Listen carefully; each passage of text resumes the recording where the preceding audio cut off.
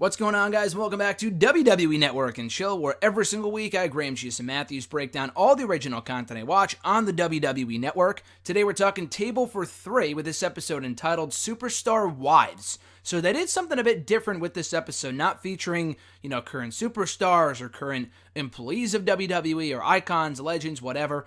This episode featured the wives of three different WWE superstars, including the wives of Randy Orton, that being Kim Orton, Giovanna Angle, the wife of Kurt Angle, and of course, everyone knows Reby Hardy, the wife of Matt Hardy. So I liked what they did here. It was something different, and I enjoyed it, and it was a very good episode overall, about 25 minutes in length. So a very solid addition of Table for Three here. We kicked it off with the women being accompanied to the table by their respective husbands, as if you didn't already know who was with who. I mean, you can kind of tell based off their last names who's married to who, but it was cool to see Orton whispering something to Kim, and then Matt Hardy talking to Reby, with Matt saying to Reby, "Don't bury me too hard," which I thought was funny. And then Kurt Angle just kind of like, what the fuck am I doing here? Accompanying his wife Giovanna to the table as well.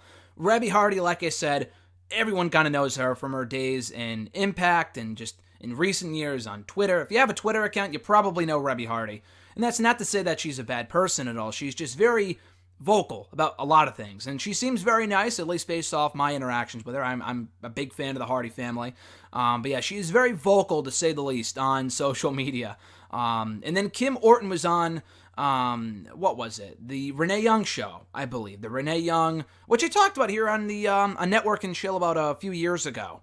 It was Unfiltered with Renee Young, Randy Orton, and Giovanna Angle. They, she interviewed them on top of like a hotel building or something like that. So a lot of the stories that she tells here, I already knew from that episode of Unfiltered, but that was like 4 years ago. So if you haven't seen that, and you likely haven't, then this is all new information for you, coming from her on this episode. And then Giovanna Angle was the one I was least familiar with. I don't think I've seen her before, aside from maybe like a red carpet at the Hall of Fame.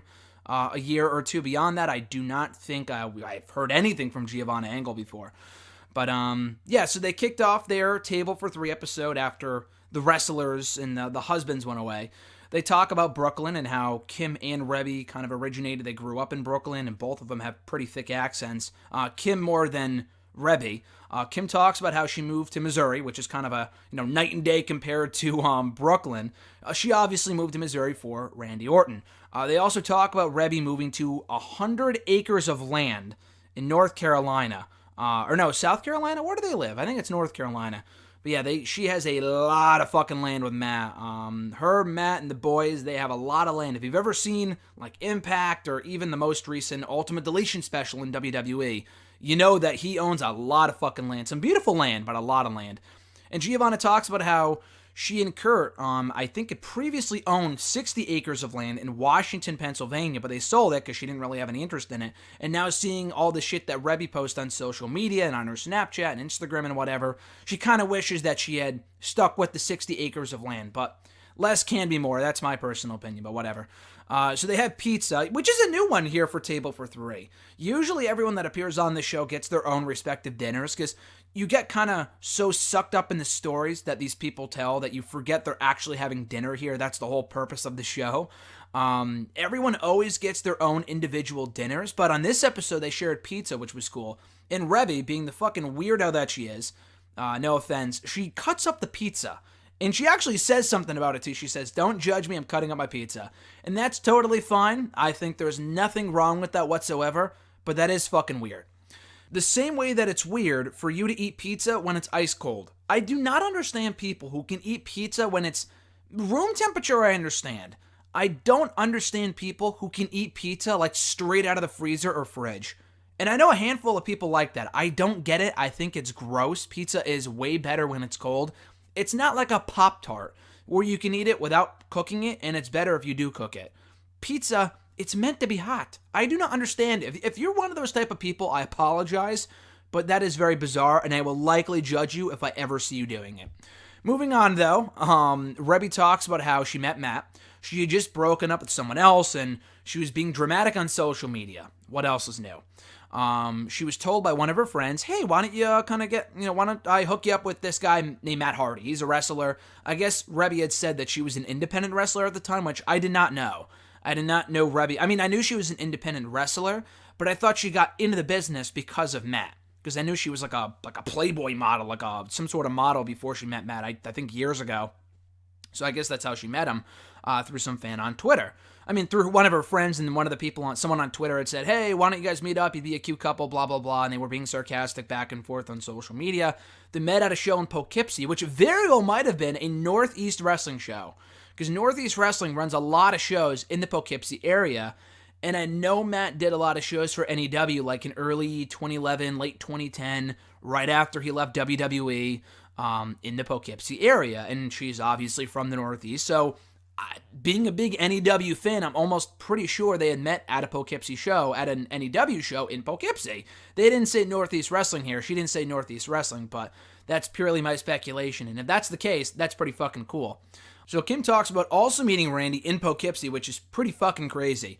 Rebby also found out that she was pregnant in Poughkeepsie, so there must be something in the water in Poughkeepsie for all these magical things to be happening in that town. But nonetheless, Kim talks about how she met Randy, and she was telling people well before she even met Randy, because, you know, her kids were fans of WWE. They were members of the WWE Universe. She would sometimes watch the shows with them. And she would tell people, maybe not her kids so much, but she would tell her friends and people that she would watch the shows with, saying that, hey, if we ever made out, he'd fall straight in love with me. Which obviously she was kidding, but sure enough, that ended up being the case. I don't think she had to make out with him in order for him to fall for her, because I guess, based off the story that she told here, she got tickets to a show with her kids, and she was told by someone that was sitting near her that Randy kept staring at her. And then after he got out of the ring, after the show, whatever, he went up to her at ringside and said, hey, what's your name, what's your number? Like, pretty much falling straight in love with her right then and there. It's like one of those, like, love at first sight type of stories, and they've been together ever since. Giovanna then tells the story of how she met Kurt. She was doing movies at the time, and she was at a wrap-up party, which is pretty much what you do for, you know, us plebs who don't do movies. She was explaining that it's one of those, like, after-party things where you celebrate the completion of a movie. And while there, she was asked to do an independent movie by her best friend's father. And she was like, I don't really want to do it. I'm really tired. I'm just not in the right mindset right now, blah, blah, blah. She does it anyway. And she goes out to eat with either her friend or the friend's dad or the cast, whatever. And she saw Kurt Angle at that restaurant. And she was asking people like, hey, who's that? And they were like, oh, that's Kurt Angle. And she's like, well, who's Kurt Angle? I don't watch wrestling, blah, blah, blah. She did the movie. And I think Kurt was working on the movie with them, which is why he was at the restaurant. He asked the casting agent for her number, and they met in November. They got matching tattoos in February, which I would kind of advise against, but if you do that, that's cool too. They got matching tattoos with, I think, Giovanna got a Kurt tattoo, like on her lower back, and then Kurt got a Giovanna tattoo, maybe on his back somewhere. I forgot where his tattoo was. And that was in February, 3 months after meeting each other. And then, what was the timeline here? They got married in March, the very next month, and then they found out they were expecting in April. So that is unbelievable. And I guess if you know, you know, that's awesome. But it was a pretty quick turnaround for Kurt Angle and Giovanna Angle. That's pretty cool. But anyway, so Rebby called her proposal, the Matt's proposal to Rebby, garbage. So I guess the story is that Rebby was saying that she was so pissed. She was complaining to Matt about how she wasn't married at 25, you should have been proposing to me by now, blah, blah, blah. And then Matt, in the midst of her complaining, comes up to her with the ring and proposes right then and there, asking her to marry him. So it's like the least romantic thing you can ever imagine. Where on the other hand, the proposal for Kim and Randy was the exact opposite. Was one of the most romantic things you could ever envision. And she talked about this, and her and Randy talked about this on Unfiltered with Renee Young a few years ago. So again, if you've heard the story before, that's why. Randy took Kim to Bora Bora, I think back in like 2014, 2015. I want to say 2014, like late 2014. And she kind of had a feeling that he was going to propose. And he kept teasing it, doing the whole thing where like he leans down to tie his shoe, and she thinks that he's going to propose. Like, he probably knew that she was onto him about him proposing, which is why he was doing it, which is hilarious. They started dancing, and then he proposed, and he had the whole thing secretly filmed, which was cute, and they can kind of always relive it whenever they want. And they were dancing to the song, I'm not familiar with it, but I guess it was Stay by Rihanna. And that same song played, I think they played it on purpose, when their daughter was born. And she got all emotional just thinking back on it and all this other stuff. And I know Randy told the story on Unfiltered, and his story was a bit better because he talked about how the ring was like in his butt crack. Because he didn't have, this is disgusting, but he didn't have pockets like in his pants or something, and he didn't want to hold it in his hands or whatever. I forgot what it was. The two stories differ a bit, but I like Randy's version a lot better. And he had to put it in like his back pants or like in his boxers or his underwear or whatever. And it was like near his ass. I don't want to say it was in his ass. This is just disgusting, so I should probably skip right over. And if you want to hear the whole story, it's on Unfiltered. And it got like real sweaty down there. He got like swamp ass, he said, or something like that. And it almost fell out and he almost lost the ring. His story is way better than this, although this is a cute version of that story. This is the PG version of that story. Anyway, so Kim talks about how her kids think it's amazing for her to be married to Randy Orton and to be backstage and meet all these people. We see pictures of her kids with like, at WrestleMania and meeting Evolution and all these other awesome things. Rebby's kids pretty much grew up in the business, unlike Kim's kids who were kind of like 10, 11, 12 years old when their mom started dating and married Randy Orton. Rebby's kids, on the other hand, were pretty much born in the business. I think Maxwell was at his first show, like his first Impact show, 5 weeks after being born. He's been on the road almost since day one, and Matt really bonds with his boys, which I think is pretty apparent based off like the photos and the videos that he takes and puts onto social media.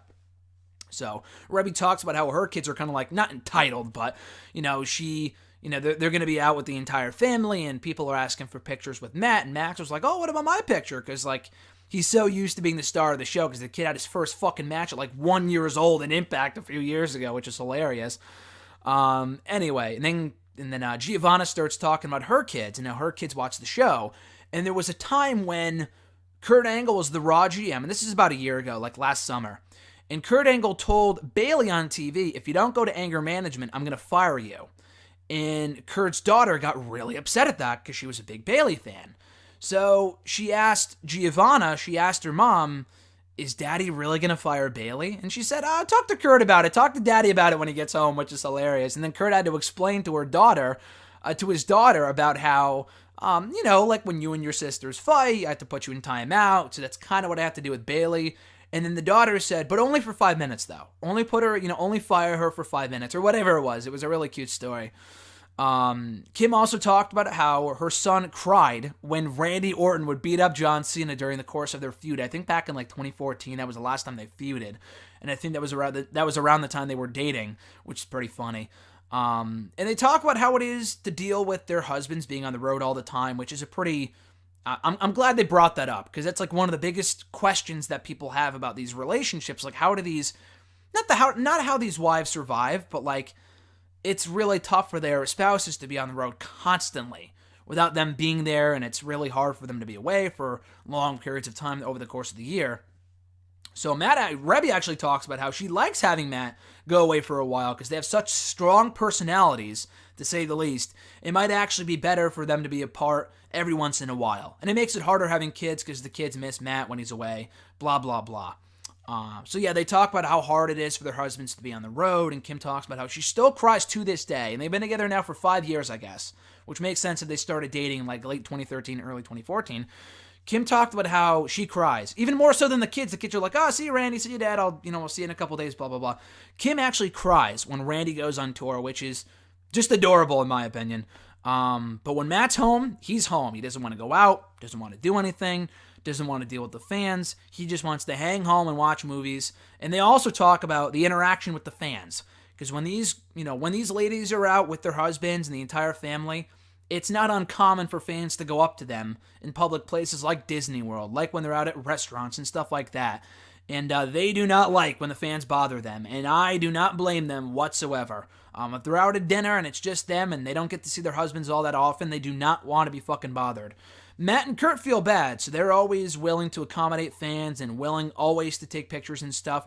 Randy passes on the photos, especially when he's with his family, although he will be cool about it, according to Kim. She said, yeah, if we're at like Disney World, and she doesn't really like the fans coming up to them at all. She's like, just don't even make eye contact, which is funny. So she's probably harsher on the fans than he is. Randy will be like, hey, I'm with the fam, no photos, but I'll give you a fist bump instead. That's cool.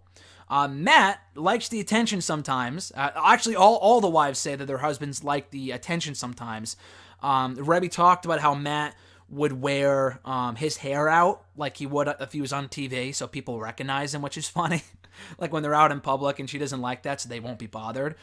Randy actually wore a Rey Mysterio shirt when they were on like a cruise or something with Randy and Kim were on a cruise, and he wore a Rey Mysterio shirt. And she's like, what the fuck are you doing? Like, people are going to recognize you. That's like basically putting a sign on your back saying, hey, I work for WWE. And people are automatically going to be, fixated on him anyway because of the tattoos and the fact that he's 6'5". So he's already going to demand people's attention by those things alone, let alone the fact that he's wearing a fucking Rey Mysterio shirt, And then Kurt is no stranger to this because he's very recognizable. I know he's bald and all this other stuff, but he's a pretty recognizable person being as big as he is and whatever, and having been in the business for so long. He'll wear like a WrestleMania shirt out to dinner, and Giovanna will be like, why'd you have to wear that particular shirt on this particular day? Now people are going to come up to you and recognize you, blah, blah, blah. So the wives wish they were incognito a bit more than they typically are. But then to close it out, Kim talks about how she was nervous for this episode of Table for Three. She talks to Giovanna all the time. They're very close. Kim was not at all familiar with Rebby Hardy, and probably knowing her reputation and seeing her social media activity, her Twitter activity, I could see why she was nervous for this episode of Table for Three. But it all worked out, and they say they share a bond as the wives of these wrestlers in WWE. So that was the Superstar Wives edition of Table for Three with Kim Orton, Giovanna Angle, and Rebby Hardy. Good episode. Rebby Hardy is not nearly as controversial as you would imagine, which I like. It's refreshing for her not to be complaining about certain stuff and whatever and burying people. Maybe she did and they cut it out. Who knows? But I enjoyed the episode. Be sure to check it out on the WWE Network under the Originals category on the network, like I said. So that being said, guys, be sure to like the video, drop a comment, share the video, and subscribe to the channel for more content. I'll be back on Friday here on Network and Show reviewing the latest edition of Ms. and Mrs., which may be the season finale, if I'm not mistaken. I think it's episode 12 of the first season. And I know there were 6 episodes in that first half of the season in the summer. So this might be it for Ms. and Mrs. Either way, though, my review will be up on Friday right here on Network and Chill. All that being said, guys, have a great rest of your week. I'm Graham G.S. Matthews, and I'll catch your ass down the road.